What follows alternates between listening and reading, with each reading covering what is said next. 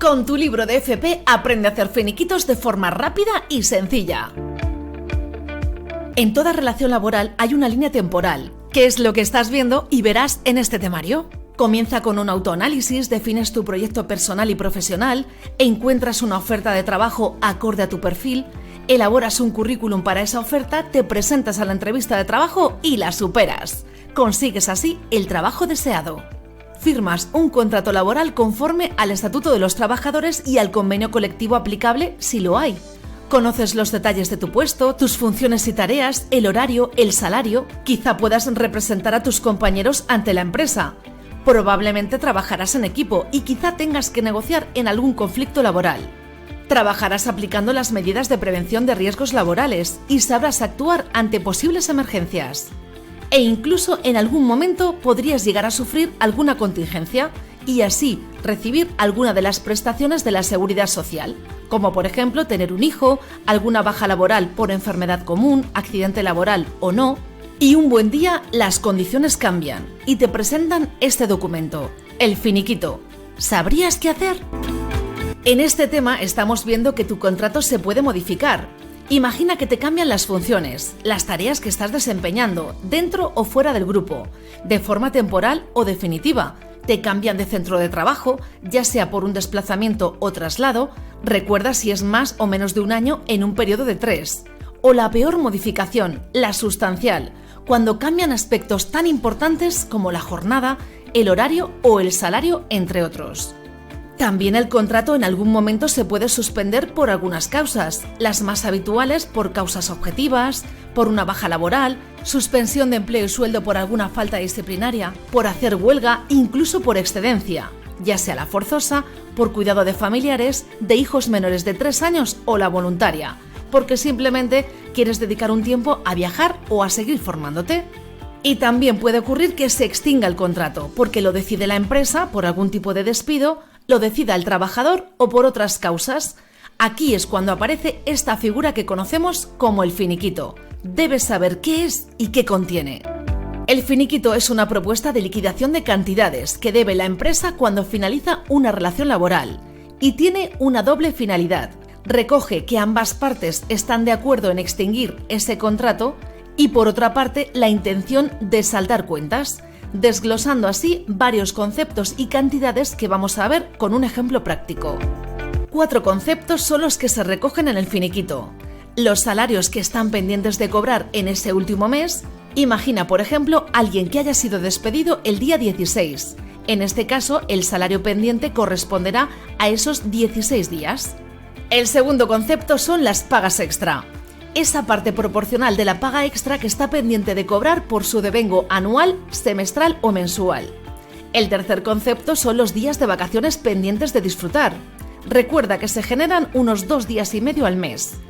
Y por último, la indemnización, que dependerá del motivo del despido. No habrá indemnización si es un despido disciplinario, porque lo habrá motivado el trabajador. 12 días si se acaba un contrato temporal, por ejemplo, por circunstancias de la producción.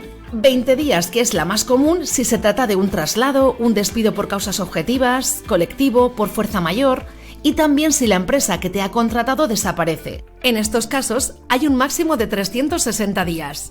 Cobrarás solo la indemnización de ese tiempo de antigüedad. También son 20 días si fuese una modificación sustancial de las condiciones de trabajo, aunque aquí el límite baja de 1 año a 9 meses como máximo.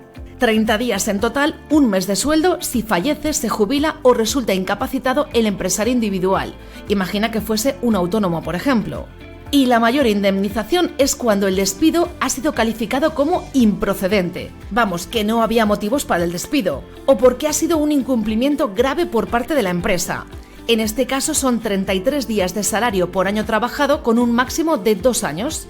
Incluso puede verse incrementado para aquellos contratos que se formalizasen antes de febrero de 2012. Hasta febrero cobrarían 45 días por año y aquí el máximo también aumenta y después de esa fecha serían 33 días. Vamos a verlo de forma práctica con el ejemplo del libro en el que nos piden calcular el finiquito de un trabajador que ha sido despedido por causas objetivas el 12 de abril. No ha disfrutado de vacaciones este año y nos dan los datos para poder elaborar su liquidación. En este caso es indefinido, tiene una antigüedad de 4 años y medio en la empresa, recibe 2 pagas extra de forma prorrateada del salario base y nos dan varios conceptos para incluir en la liquidación. El primer paso era calcular el salario. ¿Recuerdas los 4 conceptos? Salario, pagas extra, vacaciones e indemnización. Vamos con el primero de ellos, salario pendiente, en este caso del día 1 al 12. Serían 12 días trabajados. Lo vamos a hacer mediante una nómina. ¿Recuerdas en la unidad del salario? El primer paso sería indicar el periodo de liquidación, que serían 12 días en el mes de abril. Después calculamos la parte proporcional de todas las cantidades que tenemos aquí arriba, ya que ha trabajado 12 días. En primer lugar tenemos el salario base, 1.320 euros, así que lo pondríamos de esta forma, 1.320 por 12 entre 30. También lo puedes hacer con una simple regla de 3.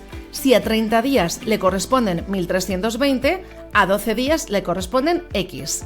Serían 528 euros de salario base. El siguiente concepto es el plus de convenio, 150 euros al mes. Sería complemento salarial de 12 días, serían 60 euros. Seguimos por orden y el siguiente concepto serían las gratificaciones extraordinarias, las pagas extra. Nos dice que hay 2 y podemos calcularlas de 2 formas. 1.320, que serían la de los primeros 6 meses, o 1.320 por 2 pagas entre 12. Daría lo mismo, el mismo resultado, que son 220 euros al mes. Y de 12 días, la parte proporcional serían 88 euros. El último concepto lo calculamos de la misma forma, es el plus de transporte, que al mes son 120 euros y de 12 días serían 48 euros. Recuerda que sí que cotiza, así que lo indicamos entre paréntesis para tenerlo en cuenta a la hora de calcular el IRPF. No tenemos ningún concepto más, así que sumamos todo y el total de vengado son 724 euros. Vamos con la siguiente parte.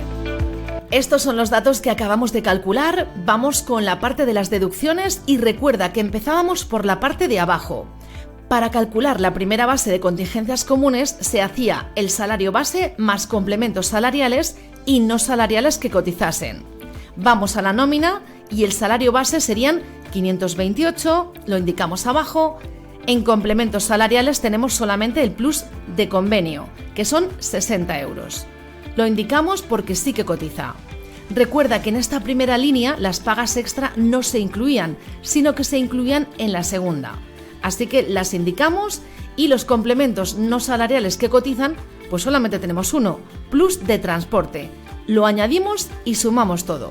Nos da 724 euros.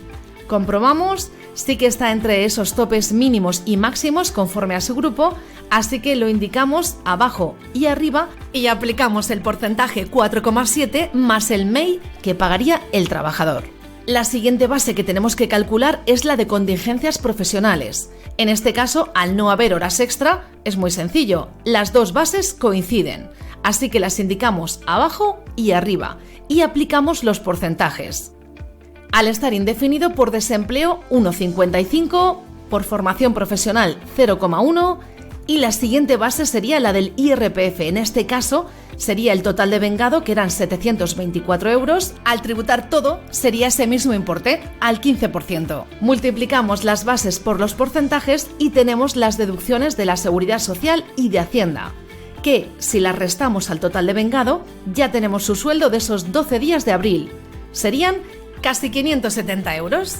El segundo concepto a calcular son las pagas extraordinarias que tiene pendientes de cobrar, pero como acabas de ver eran 88 euros y lo hemos incluido en la nómina. El tercer concepto serán las vacaciones no disfrutadas. Lucas, a 12 de abril, aún no se ha ido de vacaciones. Tenemos que calcular los días que le corresponden y el salario diario para valorarlo. Si a un año natural le corresponden 30 días, a 102 días le corresponden X. Lo calculamos y tendría 8,38 días.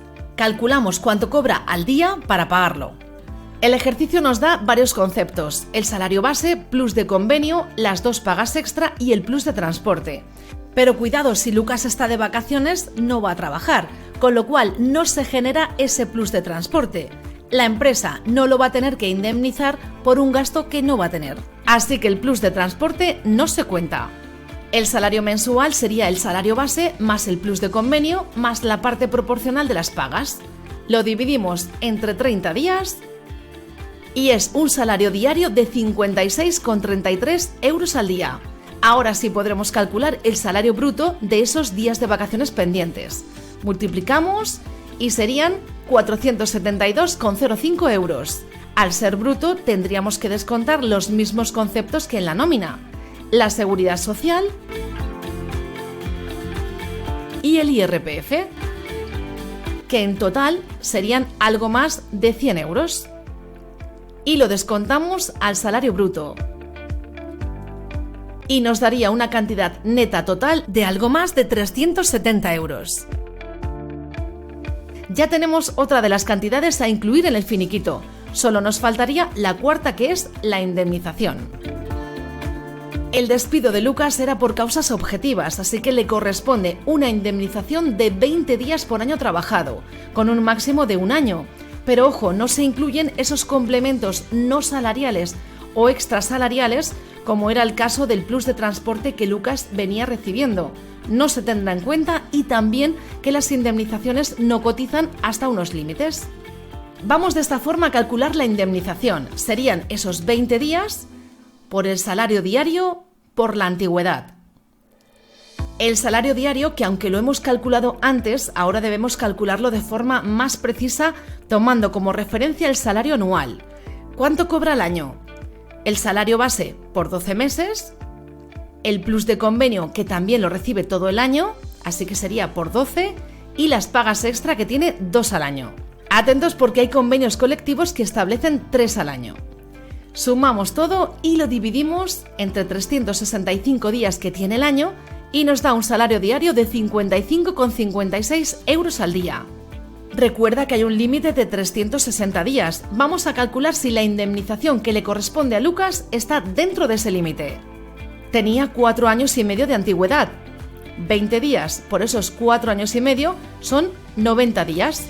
Es menor al máximo, así que sí que los va a cobrar de forma íntegra.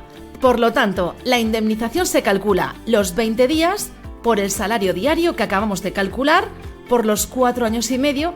En total recibirá alrededor de 5.000 euros de indemnización.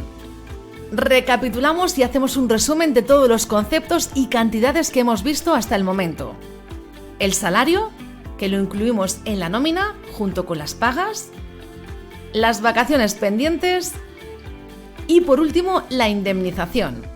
Y si todo esto lo sumamos, nos da una cantidad total de casi 6.000 euros, que es el finiquito.